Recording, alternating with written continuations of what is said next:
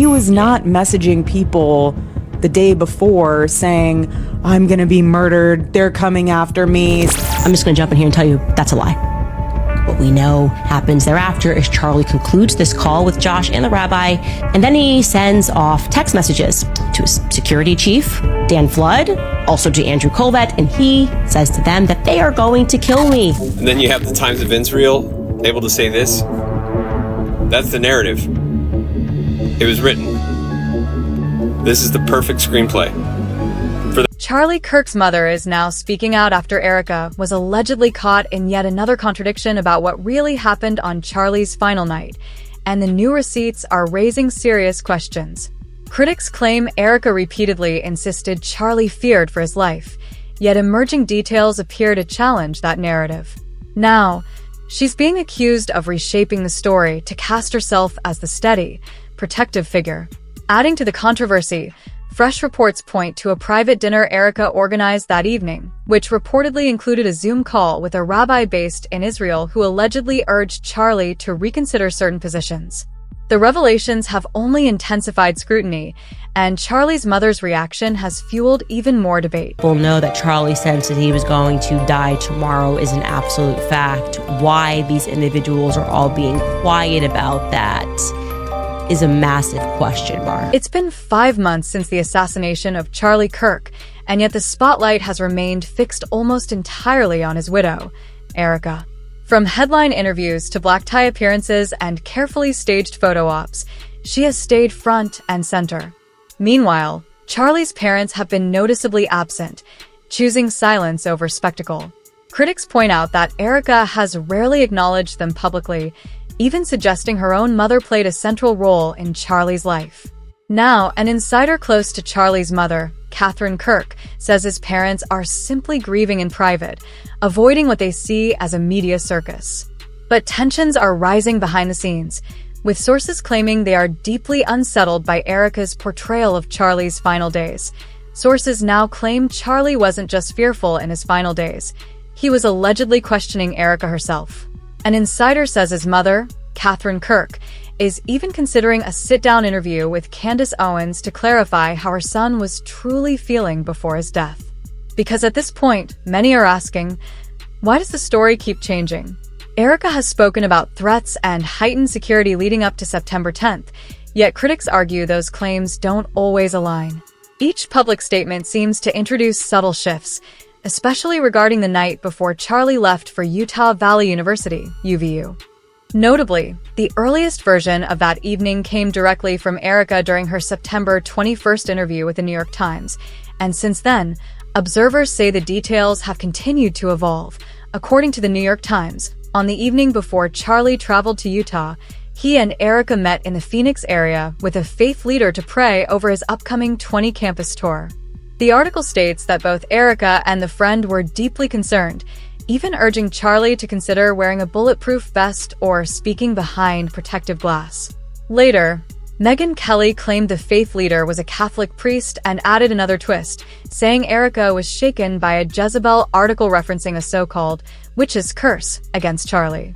With each retelling, the narrative surrounding that final night seems to grow more dramatic, raising fresh questions about what truly happened. And Charlie Kirk heard about these curses, and that news genuinely rattled Erika in particular. She knew Christian teaching on the subject. She loved Charlie, absolutely. And she was scared when she heard of the curses Jezebel had called up. So much so that she and Charlie contacted a friend, who I believe she said was a Catholic priest, but definitely a friend, and asked him to come over and pray with them over Charlie the night before he was murdered. She eventually worked it through, and so did Charlie. That, as she later told me, weapons will form but not prosper. That Satan and those witches have no power. Are we really expected to believe that a single article sparked sudden fears for Charlie's safety? He had faced harsh coverage for years, and according to Candace Owens, he never treated critical pieces as credible threats. So, why would one Jezebel article trigger emergency-level concern? That's where critics say the timeline becomes murky. During a later live interview with Megyn Kelly on November 22nd, Erika's account appeared to shift. This time, she described September 9th as completely normal, insisting neither she nor Charlie felt afraid before a speaking event. The contrast between those two narratives has only deepened public skepticism. I knew that there were people out there that hated us with deep, deep passion of hate, but it didn't scare us. He was never afraid of that. Neither was I. Obviously, we protect our children. You know, we don't show their faces on the internet. If that was our last day, it was our last day. Like, we always lived as if it was the last day. That's why Charlie's speeches were so good. But again, it wasn't anything that, you would think any different. Cute. No.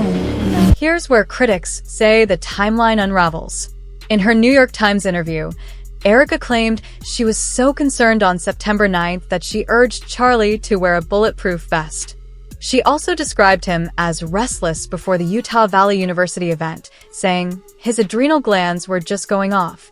I could hear him in the kitchen in the middle of the night. Yet in later interviews, she portrayed that same evening as completely ordinary. So, which version is accurate? The plot thickens further. According to Candace Owens, there was more to that night than a dinner with a Catholic priest.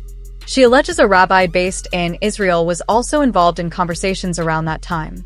Owens further claims that on September 8th, Charlie sent a message indicating he was stepping back from advocacy related to Israel, an assertion that, if true, would have carried significant implications given Turning Point USA's donor landscape. Charlie writes in this group chat, just lost another huge Jewish donor, $2 million a year because we won't cancel Tucker. I'm thinking of inviting Candace. Somebody writes, ugh. Charlie writes, Jewish donors play into all of the stereotypes. I cannot and will not be bullied like this, leaving me no choice but to leave, be pro-Israel. After Candace Owens raised those claims, Turning Point, affiliated podcaster Josh Hammer stepped in with a clarification. According to Hammer, the message in question was sent on September 9th, not the 8th, shifting the timeline yet again. He further stated that following that exchange, Charlie joined a Zoom call to seek guidance on specific talking points ahead of his upcoming appearances. That detail adds another layer to an already tangled narrative, intensifying questions about what was really unfolding behind the scenes in the final hours before his trip. And seized on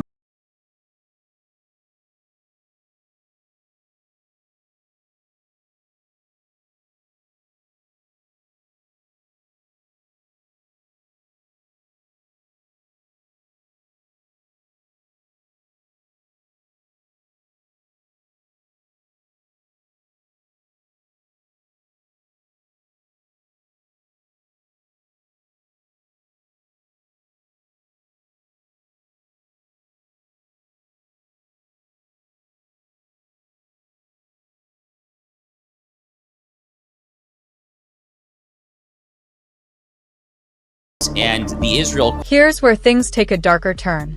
Candace Owens reports that the Zoom call included a rabbi based outside the United States, and that the conversation allegedly became extremely tense. Sources claim Charlie faced intense pressure, and there were even attempts to bribe him. Immediately after the call, he reportedly sent messages to Dan Flood and Andrew Colvett, warning, "They're going to kill me." These revelations add a chilling layer to the final hours before his tragic death, raising serious questions about what was happening behind closed doors. Foremost, I just want to say he's so full.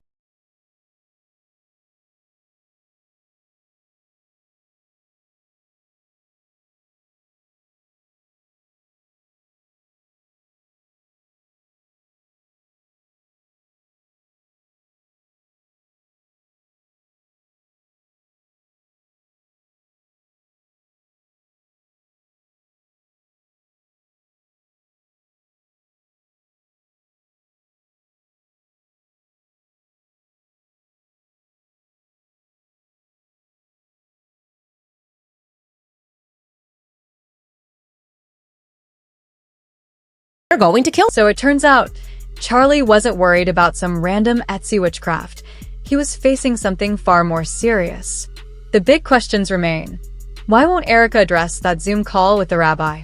Why is she now contradicting previous accounts about Charlie texting multiple people, expressing fear for his life?